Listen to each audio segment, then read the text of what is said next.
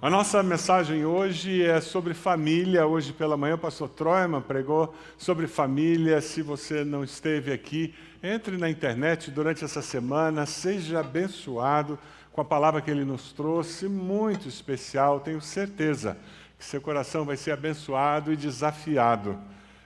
À noite nós estamos conversando e nós vamos falar sobre um texto que nos ajuda a resgatar a convicção, a certeza, caso você tenha perdido isso, de que família é projeto de Deus. Você acredita nisso? Diga amém. Amém. Família é projeto de Deus. Sua família é projeto de Deus. O sermão está pregado. Pode ir para casa.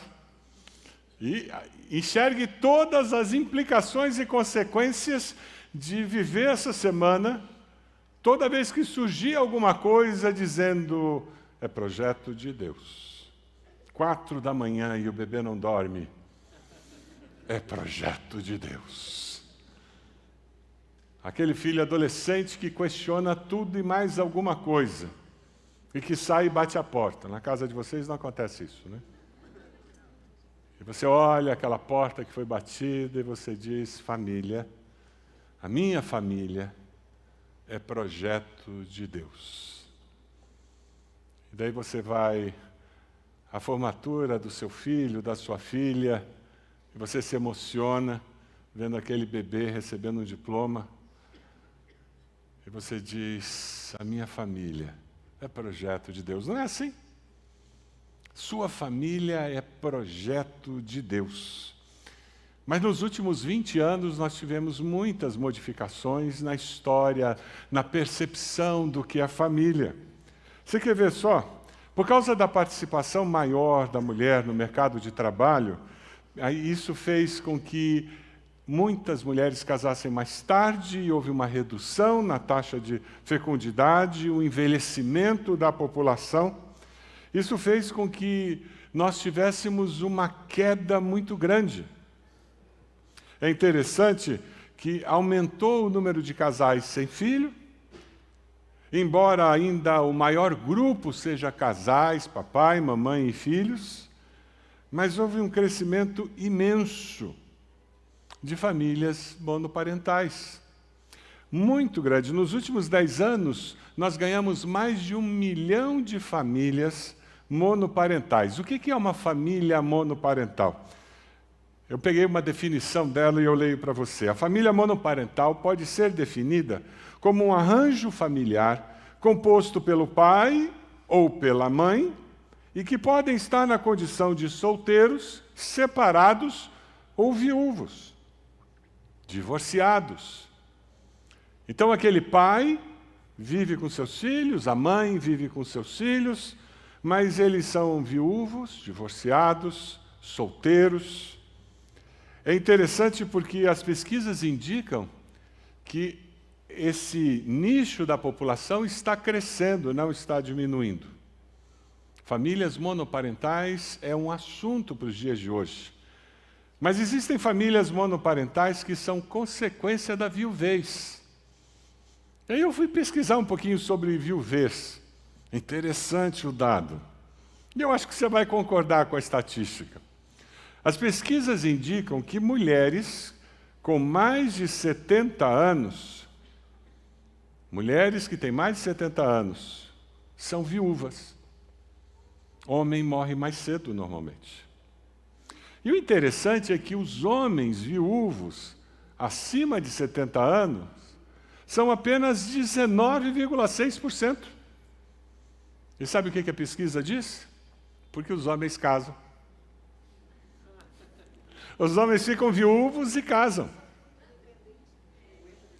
Família monoparental, seja porque é uma mãe solteira, um pai solteiro que está criando seu filho e que não é fácil, seja porque houve viuvez, seja qual for a razão, é um grande desafio.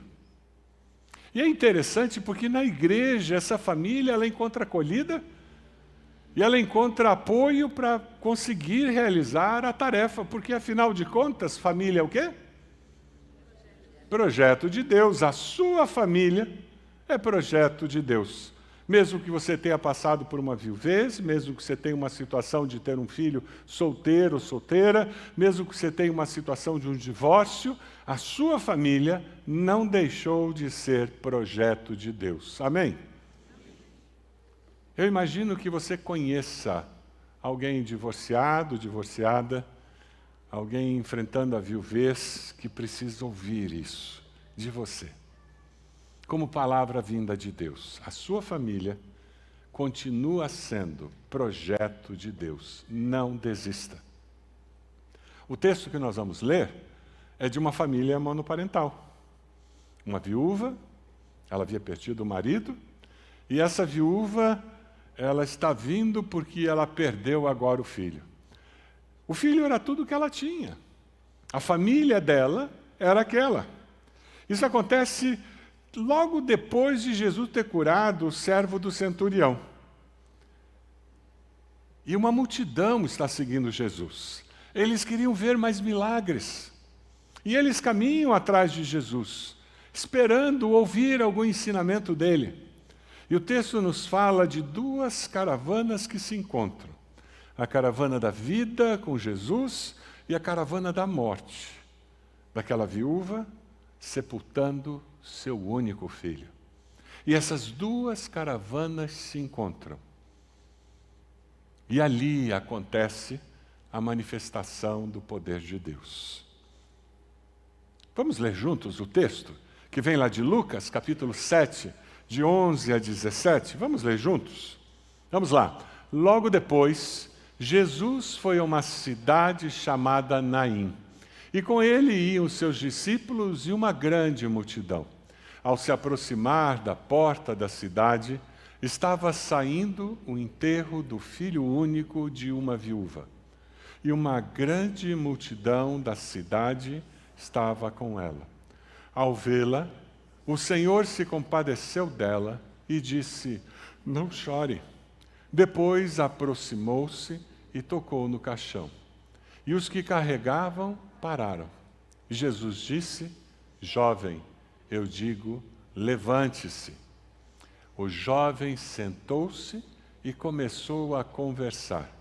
E Jesus o entregou à sua mãe. Todos ficaram cheios de temor e louvavam a Deus. Um grande profeta se levantou dentre nós, diziam eles. Deus interveio em favor do seu povo. Essas notícias sobre Jesus espalharam-se por toda a Judéia e regiões circunvizinhas. Que texto incrível! Que situação contemporânea! Uma viúva, ela só tinha um filho. E ele faleceu. E ela está indo sepultá-lo.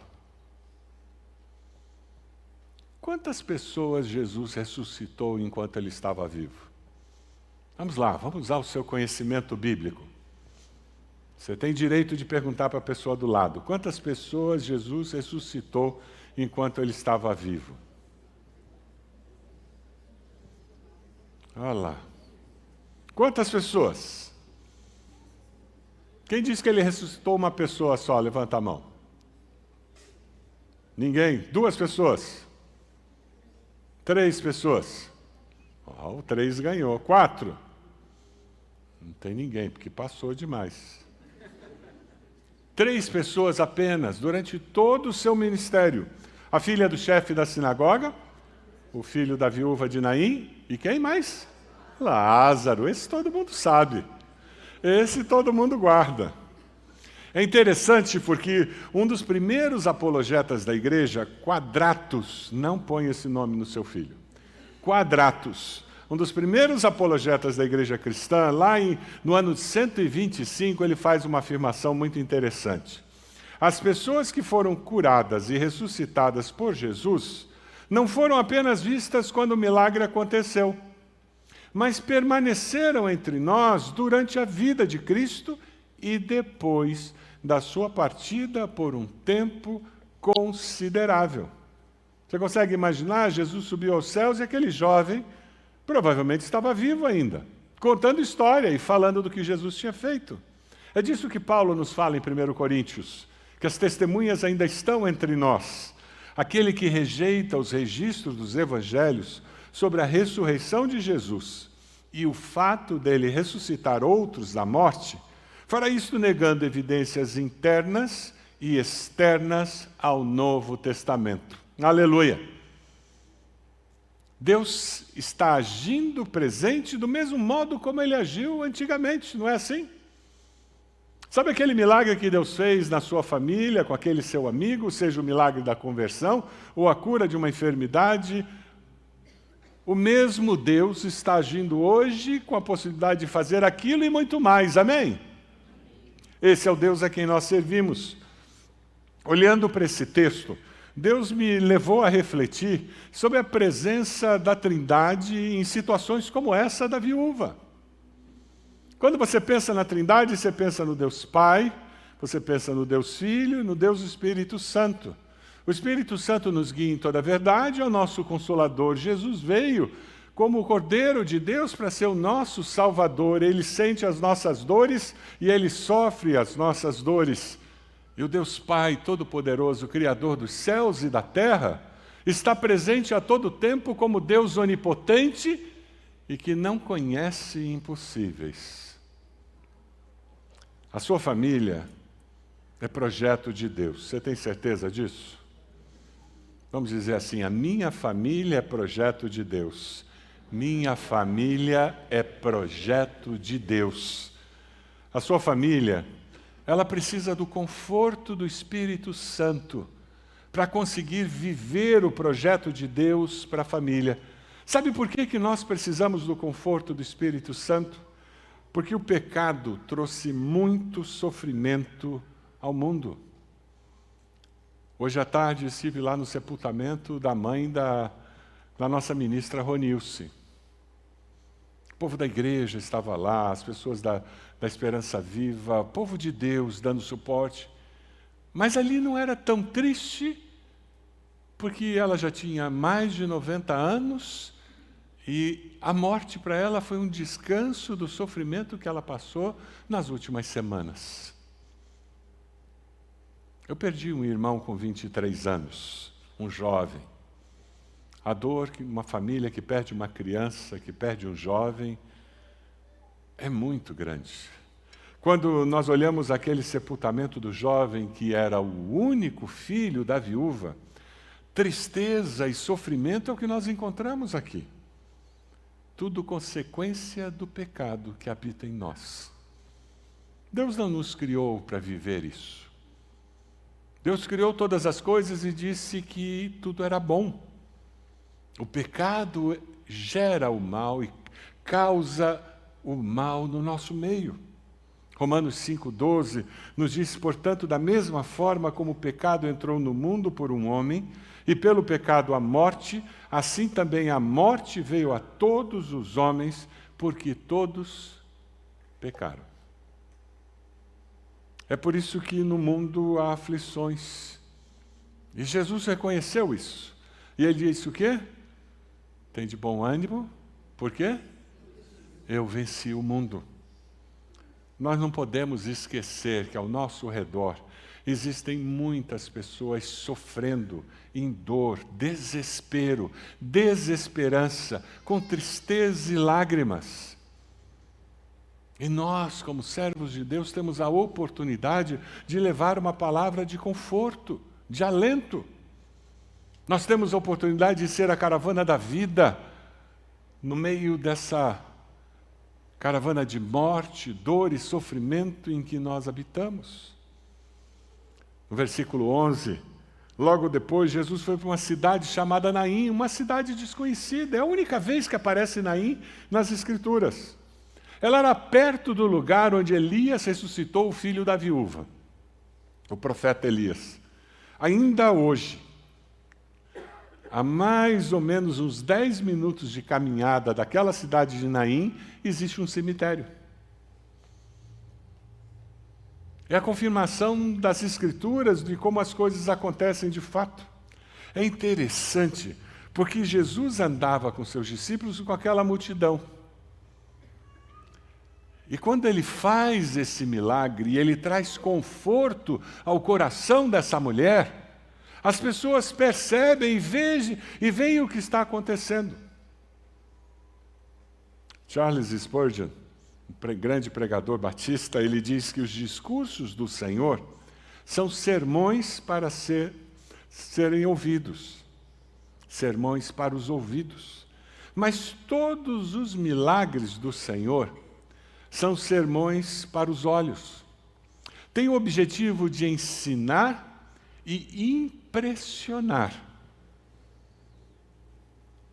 Uma família monoparental que precisava de conforto e apoio naquele momento, encontrou esse conforto e apoio na pessoa de Jesus.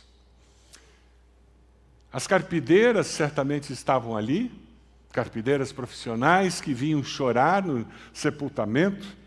Existia a presença de símbolos e flautas, porque um sepultamento tinha que ter tudo isso, lançando uma espécie de frenesi com os sons agudos e grifos de pesar. Era assim que eles caminhavam para o sepultamento.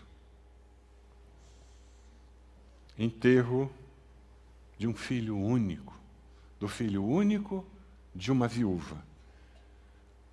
Essa expressão resume a dor deste mundo. Você consegue imaginar a dor de uma pessoa que acha que vai ser o governo A e o governo B que vai resolver o problema do Brasil? Que se não for aquele deputado eleito, nós não vamos ter uma Câmara fazendo nada? Sabe aquela pessoa que coloca a sua esperança no dinheiro e na minha aplicação, e se não tiver o rendimento da aplicação, a minha vida vai acabar? Nesses dias de eleição eu me lembrei da Zélia. Você tem que ter uma certa idade para lembrar da Zélia. O Collor se tornou presidente, todas as poupanças foram resgatadas. Confiscadas. Obrigado por corrigir a palavra. O número de pessoas que eu, como pastor, tive que atender desesperadas é impressionante. Eu fui na casa de um irmão porque a esposa disse: pastor, ele vai ter um infarto. E eu sentei na sala e ele me mostrava as poupanças. Ele me mostrava o dinheiro que ele tinha. Ele foi colocando tudo diante de mim. E ela levou tudo, pastor.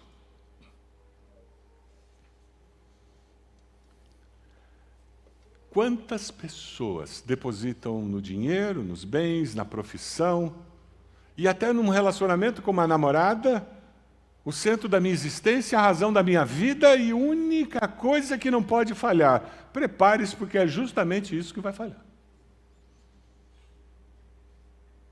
Não estou aqui em Mateus, Jesus fala: amarás o Senhor teu Deus, de todo o teu coração, de toda a tua alma, todo o teu entendimento.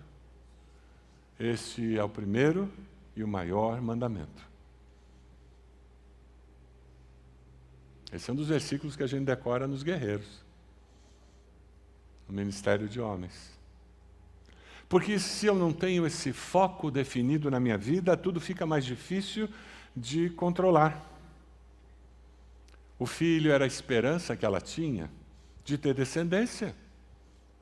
Ela agora não ia ter netos, ela não tinha filho. O filho era a esperança dela ter segurança financeira, porque naqueles dias uma viúva não trabalhava, não tinha INSS, reclama da aposentadoria, mas nem isso ela tinha.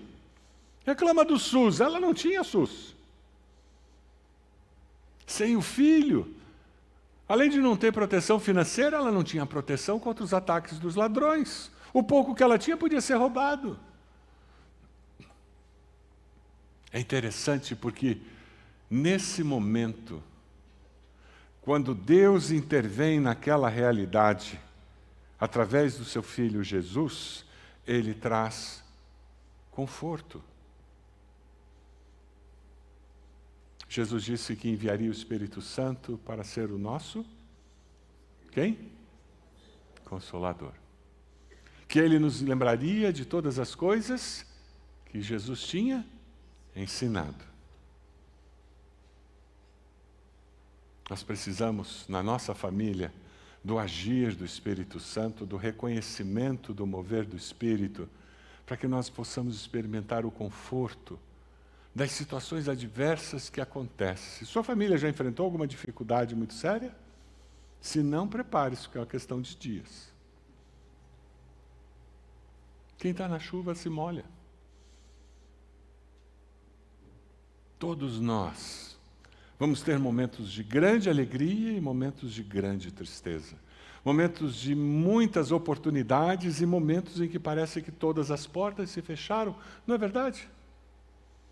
É por isso que nós precisamos do conforto do Espírito Santo para não ficarmos desesperados ou desesperançados.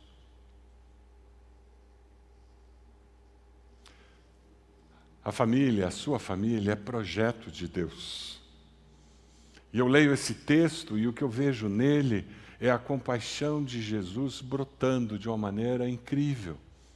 A compaixão de Jesus está encharcada em todo o texto. Se você ver o versículo 13, declaradamente Lucas reconhece e diz, ao ver aquela mulher indo à frente do cortejo, lá atrás o corpo do seu filho, aquelas carpideiras chorando, gritando, aqueles instrumentos tocando, e ela indo na direção do cemitério e lembrando, faz tantos anos que eu passei pelo mesmo caminho. A dor era parecida com essa, quando eu fui sepultar meu marido. Ela estava revivendo aquela experiência anterior que ela teve.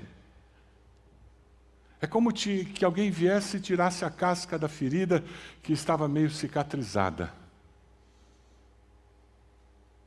Ao vê-la, percebendo tudo isso que estava acontecendo dentro dela, o Senhor se compadeceu dela e disse, não chore. Quem é a pessoa que essa semana você pode dar uma palavra de esperança? Jesus não está dizendo, bloqueie seus sentimentos, não expresse seus sentimentos. Não é isso. Eu cresci ouvindo que homem não chora. Quem mais ouviu isso aí quando estava crescendo? Estou travado por causa disso. Não é isso que Jesus está dizendo. Jesus está olhando para ela e diz, não chore, e logo depois ele diz, não chore porque eu sei a solução para isso aí, que é a morte. Eu tenho mais poder que a morte. Quem essa semana pode ouvir de você uma palavra de esperança? Uma palavra de conforto, de renovo. Quem sabe um filho que não passou num concurso, que acabou com o namoro. Quem sabe o seu cônjuge, que lá na empresa as coisas não andam tão bem. E você precisa dar uma palavra de conforto, de alento, e mostrar o tipo de compaixão que Jesus mostrou aqui. J.C. Ryle, ele fala o seguinte, Jesus vai até a mulher e fala sobre o seu futuro sem choro. Você pode falar com alguém sobre um futuro sem choro? Você pode levar uma palavra de esperança? Eu queria desafiar você a fazer isso essa semana. Jesus vai até a mulher e fala sobre o seu futuro sem choro. Quando o filho foi devolvido à vida, a escuridão tornou-se luz e o pesar em alegria. A palavra grega usada para compadeceu, que foi traduzida, ela é uma palavra que expressa piedade e expressa uma pessoa com sentimentos. Em várias outras partes do Evangelho, essa palavra foi usada. Quando você lê as Escrituras como um todo, as Escrituras em vários momentos mostram que Deus é compassivo, é um Deus cheio de compaixão. As misericórdias do Senhor se renovam cada manhã. Amanhã, quando você abrir o olho de manhã, sabe o que você vai encontrar? Um Deus que está dizendo, vamos tentar de novo? Mais uma vez? E cheio de amor, Ele vai abraçar você e ajudar você a prosseguir. A palavra de Jesus ainda hoje é a mesma. Não chore, confie, tenha fé. Nós vamos conseguir resolver isso. O coração de Jesus hoje é tão terno quanto foi naquele momento. Ninguém pode confortar você como Jesus. Você que é uma mãe solteira, um pai solteiro, você que enfrentou um divórcio que é uma dor enorme e hoje cria seus filhos sozinho ou sozinha. Você que passou por uma viuvez e tenta reconstruir a sua vida agora sem aquela pessoa amada com quem você tinha tantos planos. A palavra de Jesus para você é: não chore, o meu coração se une ao seu nesse momento de dor. Nunca procure Deus no sofrimento, procure Deus no coração de quem sofre, porque é lá que Ele está. Mateus 11, 28, Jesus fala sobre isso, e Ele diz isso para você: venham a mim todos os que estão cansados e sobrecarregados, e eu darei descanso a vocês. Você que está nos acompanhando pela internet, essa é a palavra do Senhor para você: vem até mim e eu vou dar descanso. Nós podemos estar seguros sempre que alguém nos perguntar como é que eu confio em Deus se eu não consigo ver a Deus. Eu li a historinha de um jovem que gostava de empinar pipas. Quantos aqui gostavam de empinar pipa? Olha lá, eu também gostava.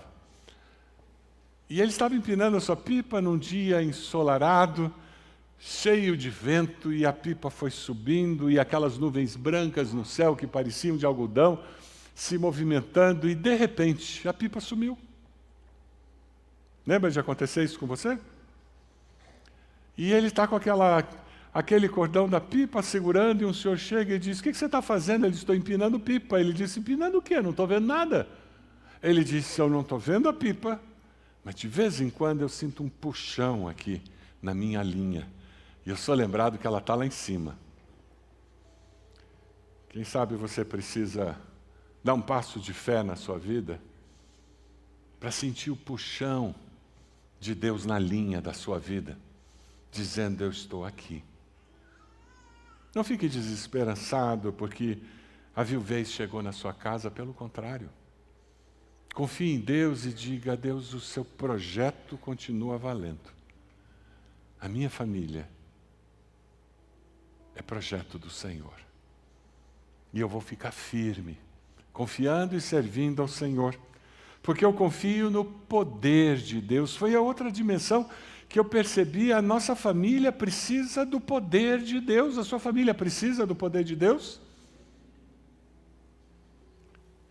Depois aproximou-se, tocou no caixão, e os que carregavam pararam, e Jesus disse: jovem, eu digo, levante-se. Jesus nunca tinha curado daquela maneira. Ele não pediu que a mulher dissesse: eu creio que o Senhor pode ressuscitar meu filho. Não pediu para ninguém. Jesus não cabe na nossa caixinha. Ele transborda. Ele nos surpreende o tempo todo. O poder do onipotente Deus foi manifestado ali na vida de Jesus, com algumas palavras apenas. Aquele jovem estava gelado e morto e voltou a viver. Seus olhos abriram, seu coração que não batia começou a bater, seus pulmões que estavam vazios agora se enchiam de ar e se esvaziavam. O seu cérebro começou a ter conexões entre os neurônios. A poderosa voz de Jesus mudou tudo. A poderosa voz de Jesus mudou tudo. Amém? Sabe um outro momento em que essa voz vai mudar tudo? Lá em João 5, 28, 29, diz: não fiquem admirados com isso, pois está chegando a hora em que todos os que estiverem nos túmulos ouvirão a sua voz e sairão. E os que fizeram o bem ressuscitarão para a vida, os que fizeram o mal ressuscitarão para serem condenados. A voz do Senhor lá no dia final. Semana que vem nós vamos estar o dia inteiro celebrando o retorno de Jesus. Vamos celebrar a ceia do Senhor, pensando na volta de Cristo. Porque a nossa fé, ela é aquecida quando nós fazemos isso. Porque Jesus é o Senhor da vida e da morte. Ele possui todo o poder sobre o mundo espiritual, para onde o espírito do jovem havia partido. Ele pode ordenar e o espírito do jovem retornou ao seu corpo, obedecendo a quem? Ao Senhor da vida. O poder de Deus foi manifestado e devolveu dignidade e esperança àquela viúva. Conforto do Espírito, a compaixão de Jesus e o poder de Deus agindo. A minha família, a sua família, precisa de que o Deus Todo-Poderoso se manifeste.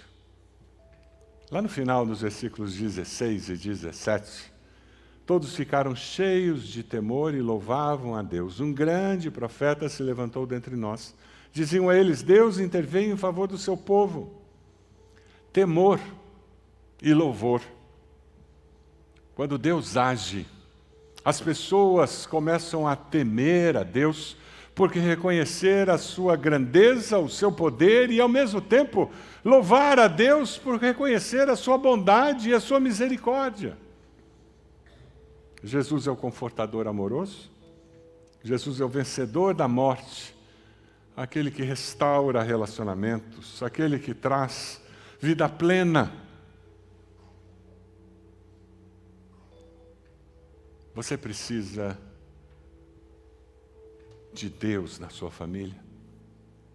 Você precisa reafirmar esse valor dizendo: a minha família é projeto de Deus. Independente da enfermidade que chegou, do divórcio que alcançou, da morte que nos atingiu, independente da rebelião de alguns, independente do que aconteça, independente de toda a prosperidade financeira, de todas as oportunidades que surjam, Deus continua no controle. E a minha família continua sendo projeto de Deus. Você pode fechar seus olhos? Para que a sua família experimente plenamente o que é ser projeto de Deus, você precisa ter Jesus como Senhor e Salvador da sua vida. Quem sabe você está aqui e você nunca se arrependeu dos seus pecados, você nunca confessou Jesus como Senhor e Salvador. Você pode fazer isso de uma maneira muito simples, dizendo: Senhor, eu reconheço que eu sou pecador, pecadora, eu te peço perdão pelos meus pecados. Eu reconheço que o Senhor veio, viveu, morreu e ressuscitou, para que todo aquele que cresce no Senhor tivesse vida e vida eterna. Eu entrego minha vida ao Senhor. Eu quero entender, perceber e viver esse projeto do Senhor que é a minha família. Você fez essa oração? Enquanto todos estão orando, levante sua mão. Graças a Deus. Levante sua mão onde você está. Graças a Deus. Pode abaixar. Graças a Deus. Mais alguém? Levante sua mão onde você está. Graças a Deus. Mais alguém? Levante a sua mão bem alto. Graças a Deus por isso. Eu queria convidar todos para ficarmos de pé. Nós vamos começar a cantar. Você que fez essa decisão, eu queria convidar você para pedir licença à pessoa do lado, vir até aqui à frente, nós queremos orar por você. Pode ser? Você pode sair do seu lugar, vem até aqui, nós vamos orar por você, nós queremos abençoar a sua vida, nós queremos confirmar essa decisão. Isso mesmo, pode vir, graças a Deus. Pode vir, saia do seu lugar, vem até aqui, nós vamos orar por você. Depois nós vamos ter um momento consagrando nossas famílias ao Senhor, dedicando nossas famílias ao Senhor. Vamos cantar, enquanto nós cantamos, saia do seu lugar, vem até aqui, dizendo: pastor, eu fiz aquela oração, eu entreguei minha vida a Jesus. Abençoe e faça brilhar seu rosto em ti, que conceda sua graça e te dê paz. Que o Senhor te abençoe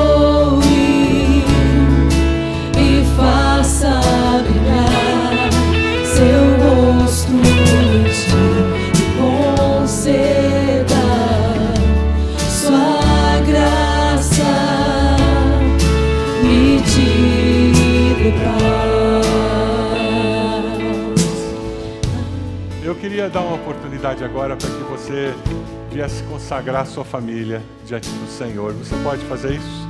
Você acredita que você precisa de Deus, do poder de Deus agindo em alguma situação específica da sua família, do seu lar? Venha até aqui, coloque-se de joelhos e nós vamos terminar esse culto orando por você, pela sua família. É isso. Saia do seu lugar, venha até aqui. Quem sabe você vem até aqui dizendo: eu quero afirmar que eu creio que a minha família é projeto de Deus. Satanás nunca vai ter poder sobre os meus queridos. Eu nunca vou ceder a essa realidade, porque eu vou viver na minha casa a manifestação do poder de Deus. Como essa viúva experimentou o poder de Deus agindo na sua tristeza, na sua dor, e ela experimentou o agir do Senhor na sua vida. Tempo de consagração do nosso lar, da nossa família ao Senhor. Diga para Ele, se você consegue identificar: Deus, essa área da minha família, eu preciso que o Senhor esteja agindo, Deus. Eu preciso do mover do Senhor nessa área específica. Diga: Deus, manifesta o teu poder e a tua graça nessa área da minha vida, da vida da minha família. Eu consagro, Senhor, a minha família ao Senhor. Deus amado, nós reconhecemos que as nossas famílias são projetos do Senhor. Foi pensado pelo Senhor. O Senhor agiu na história da nossa vida. E Deus, o que nós reconhecemos é que o pecado nos impede muitas vezes de colher as bênçãos do Senhor, sonhadas e planejadas para nós. Nós nos arrependemos dos nossos pecados. O Espírito Santo de Deus nos convença do pecado, da justiça e do juízo e nos leve a ter uma nova postura para que as nossas famílias vivam a plenitude do projeto do Senhor para nós. Ó Deus, obrigado pela Tua graça, a Tua misericórdia que não tem fim. Ó Deus, obrigado porque nós somos famílias imperfeitas, banhadas pela graça perfeita do Senhor. Nós Te louvamos por isso, Senhor. E a nossa oração é que o Senhor venha manifestar o Teu poder a cada dia nas nossas famílias. Confirma, Deus, o coração dessa jovenzinha que vem à frente dizendo: eu quero Jesus. Com Teu Santo Espírito, sela essa decisão no seu coração.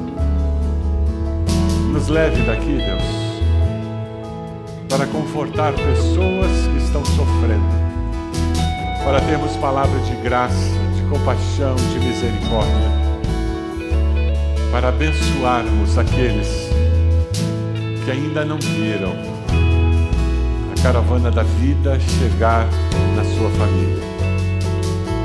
Nós oramos assim, no nome de Jesus.